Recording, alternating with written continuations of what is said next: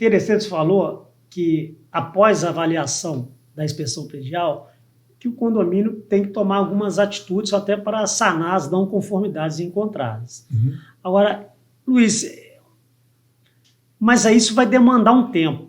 Eu não sei se a norma fala assim na periodicidade. Por exemplo, eu vou ter que fazer, se for num prédio residencial, assim, todo ano, a cada 2 anos, como é que a norma encara ou as boas práticas está fazendo com que a gente chegue num ponto nisso aí?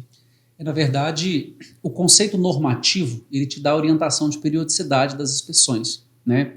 Só que a gente precisa começar a entender que quem nos fala das periodicidades das inspeções é o próprio edifício, porque cada edifício tem sua particularidade.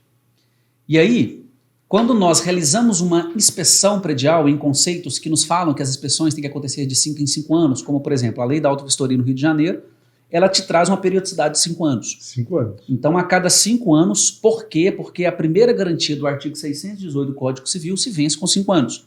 Então, dentro desse primeiro período, tendo as garantias e as responsabilidades das manutenções, e aí a gente precisa até, Bandeira, começar a entender como que funciona, o que é diferença de norma com lei, com garantia, com manutenção, que isso também no âmbito jurídico e técnico é muito confuso, né? As pessoas às vezes acham que, por exemplo, uma infiltração internamente numa edificação, ela pode ser causada pela falência de um rejunte na fachada que não foi feito, e a água estar penetrando por essa pastilha de fachada, estar prejudicando internamente o imóvel e o usuário achar que é responsabilidade da construtora. Mas a norma fala que os rejuntes têm durabilidade de 1 ano. E se não for feitas as manutenções corretivas nesses rejuntes falidos depois de 1 ano, o mutuário, o usuário ou o proprietário, ele perde essa garantia.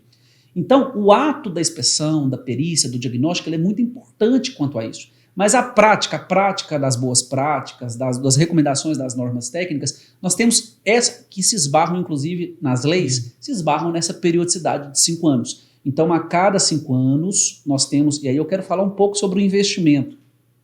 Imagina só uma edificação em 5 anos, 20 apartamentos, por exemplo, vamos pegar algo muito simples. Dividir o custo de uma inspeção por 20 apartamentos, por 5 anos, qual que é o valor de investimento que você vai pagar por um relato? Ah, mas e as ações corretivas, e as obras, e as manutenções? Mas eu não estou falando disso, estou falando do diagnóstico. Não vai parar a taxa de condomínio. Não vai. E aí o custo do investimento, e aí até uma prática que as pessoas, eu sou mentor de alguns profissionais, num grupo que chama Patologia Pro, inclusive mandar um abraço aí pro Pedro. O pessoal do Patologia Pro, a gente discute muito sobre isso. No Patologia Pro, como é que eu vou entrar num condomínio? Como é que eu vou pagar por um condomínio? Como que o condomínio vai me contratar? Que às vezes uma inspeção predial custa 20 mil, 25 mil.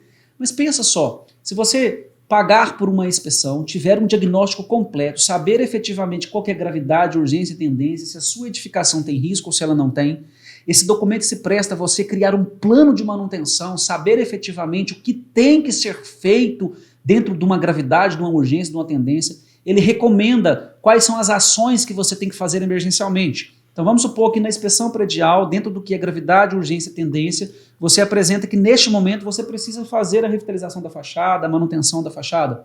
Você vai ter condições de recomendar no diagnóstico, mas de continuar o seu trabalho depois, fazendo um equilíbrio, inclusive, nos orçamentos. Porque hoje você tem orçamento de 20 mil, mas você tem orçamento de 50.